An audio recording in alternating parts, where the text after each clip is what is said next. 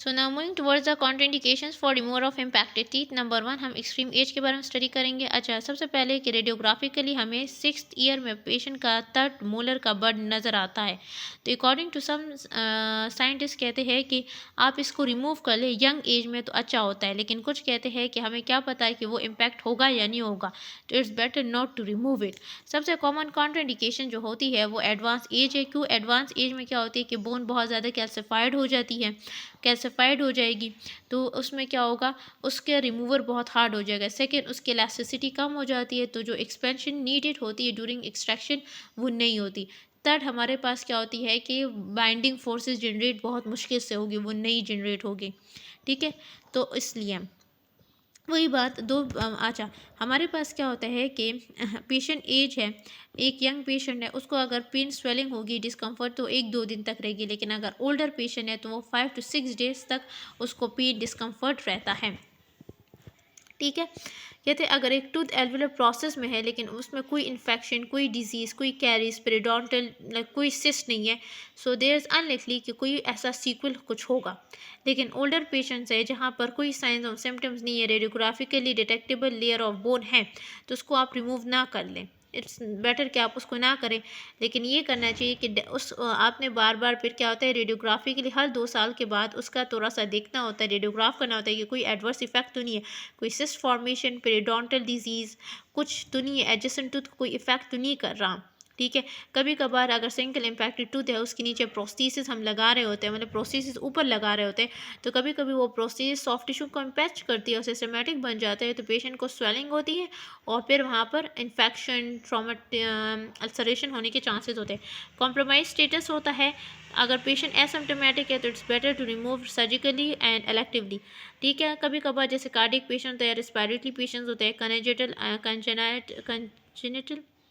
Acquired है तो हम छोड़ देते हैं। लेकिन अगर सिम्टोमेटिक हो गया, ठीक है, तो फिजिशियन के साथ कंसर्न करके एक प्रॉपर हम प्लान बनाते, ट्रीटमेंट प्लान बनाते इस पेशेंट के कि minimum operative and post operative medical consequences ना हो। अच्छा, probable excessive damage to the adjacent structures. अच्छा, अगर हमारे पास क्या होता है कि एज पेशेंट जो है वो एज है, एडवांस एज है, कोई साइंस सिम्टम्स नहीं है, कुछ भी नहीं है, तो हम टूथ को छोड़ देते हैं। लेकिन पेशेंट यंग है और सिम्टोमेटिक है तो हम उसको रिमूव करना ज़्यादा अच्छे समझते हैं और बेसिकली बेस्ट रीज़न देते हैं कि इसमें फ्यूचर कॉम्प्लिकेशंस और आ सकती थी, इसलिए स्पेशल मेजर के साथ हम रिमूव कर लेते हैं।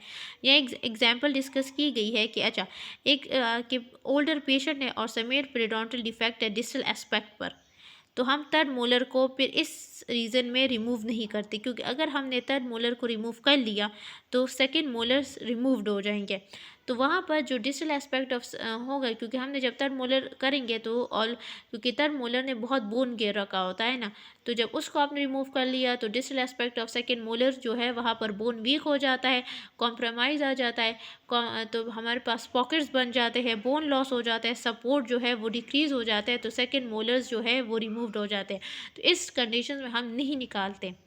ठीक है, अच्छा, ट्रीटमेंट प्लानिंग। तो सबसे पहले अगर पेशेंट क्या हो, पेशेंट अगर सिम्टोमेटिक हो, ठीक है, कोई पैथोलॉजिक कंडीशन हो, सिस्ट हो, डेंटल कैरीज हो इम्पैक्टेड दांत के साथ पार्शियली इरप्टेड, तो हम क्या कर लेते हैं, हम उसे रिमूव कर लेते हैं। लेकिन अगर क्या हो, अगर एसिम्टोमेटिक हो तो सबसे पहले हम देखते हैं कि डेंटल आर्च में स्पेस है इरप्शन के लिए या नहीं। ठीक है, अगर स्पेस है तो हम तब तक जब तक उसकी एरप्शन कंप्लीट नहीं होती वेट करते हैं।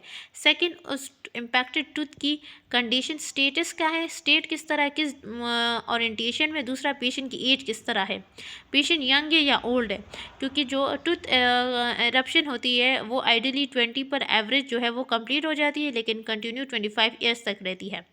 ठीक है, अगर एक 17 ईयर्स पेशेंट है तो उसका अगर दांत मीजो एंगुलेटेड पड़ा है तो वर्टिकली फिर एरप्ट कर जाएगा।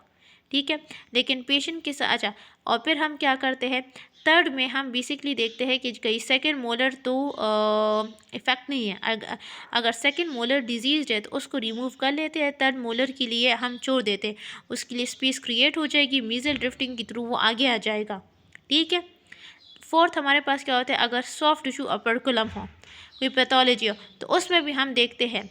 ठीक है, फिर रिमूव करते हैं। ठीक है, अगर पेशेंट है और उसकी 18 एज तक वो चला गया है, तो हम उसके बाद प्रिडिक्ट करते हैं आइदर इम्पेक्शन होती है, यानी उससे पहले हम नहीं निकालते, ठीक है। सेकंड, हम ये भी देखते हैं कि इंटीरियर रेमस पर कितनी सफिशिएंट स्पेस या क्लियरेंस है। दूसरा, अपरकुलम ना बने, ठीक है।